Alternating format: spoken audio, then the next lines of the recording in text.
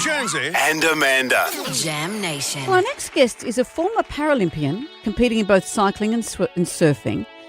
Despite having only 3% vision, Matt Formston has never backed down from a challenge, but this latest one terrifies the hell out of me. Tackling 50-foot monster waves of Nazaré in Portugal. This would be the most dangerous thing I can possibly imagine, and all of this is being captured in a new documentary called The Blind Sea. Matt, hello. Hello, good morning. Wow. Matt, are you crazy? Are you crazy is question number one. No, Question number that's my perspective, but yeah. Yes. Question number two, 3% vision, what does that mean? What can you see and what can't you see, I guess? So I've got no central vision, so it's just, I suppose, just empty. There's just nothing there. And then I've got on the peripheral, so the outside. So if you're driving in your car this morning and there's you can see nothing in the middle, and I'm just on the edges. If someone took sandpaper and blurred like 97% of the clarity out, that's all I can see. Just on the edges, a little bit of shapes and lines and a bit of colour. Wow. And so tackling the ocean, we'll get to Nazaré in a moment, the world's biggest waves. Yeah. But even just being in the ocean, it's all feel for you.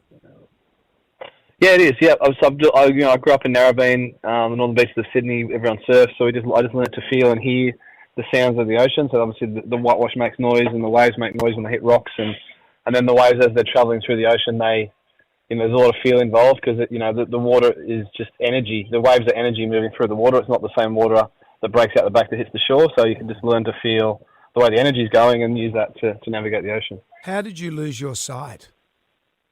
It's due to just a congenital, genetic disorder called macular dystrophy. So how old were you when you, like the way your vision is now? How long has it been like that?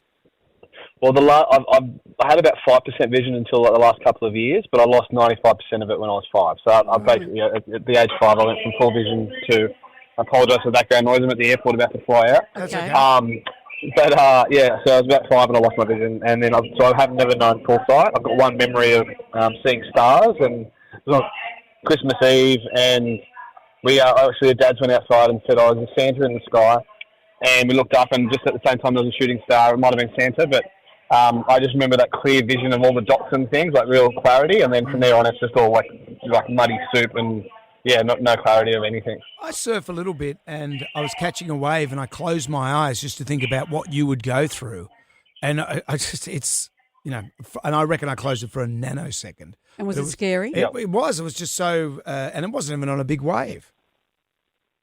Look, in the film, The Blind Sea, the documentary, there's a number of surfers, Elaine Beachley, Joel Parkinson, who have all become friends of mine.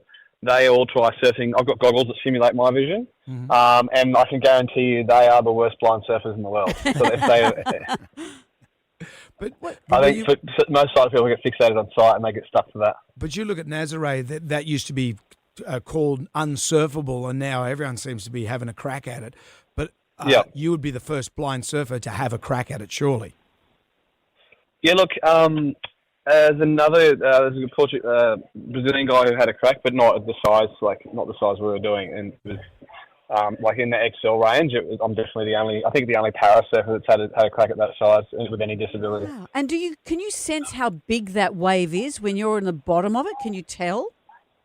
Yeah, once I get to the bottom, but when I'm at the top of on waves that big, 50-foot range, you can't paddle in, you're getting towed in. Yeah. So I can't see the bottom of the wave when I let go of the rope. So the guys blow a whistle. This is all stuff we documented in the film.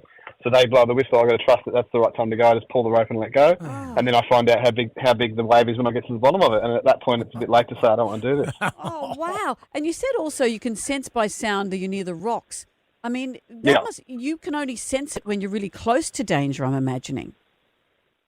Well, by the time when you're close to danger, it's too late. Like in the environment where I'm surfing, I know where the rocks are. Like if I'm surfing a point break, it's normally breaking in a certain direction away from the rocks, so I know I just have to paddle away. But what I use the sound for any surfers, I use the sound like when you surf a point break. Normally the waves will hit the point before they hit where you're taking off, so I can use the sound of that wave smashing against the headland to know when to take off because it's sort of timing and the sound of it all. Right, and is it like Daredevil in a way? All your other senses are incredibly heightened, so you can sort of almost visualize it through your hearing.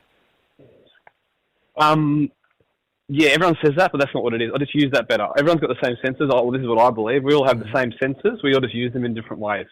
So I've learnt to use my senses to a higher level, which I suppose what Daredevil does too. But I use sound, feel, I do lots of things like cooking a barbecue. You can feel because you can feel the resonance in the meat of the steak or sausages, and there's lots of other things in the world that give you information rather than just the seeing of the world. Yeah. And he dresses up in a lycra suit as well. Yeah, I don't suppose you're doing that, Matt.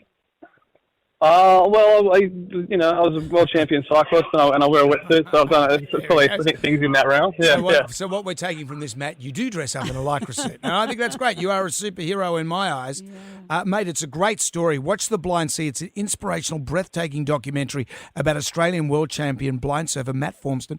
It's in cinemas now. Thank you for joining us. Thanks so much for having me, guys. Look after yourself. Fly safely. Yeah.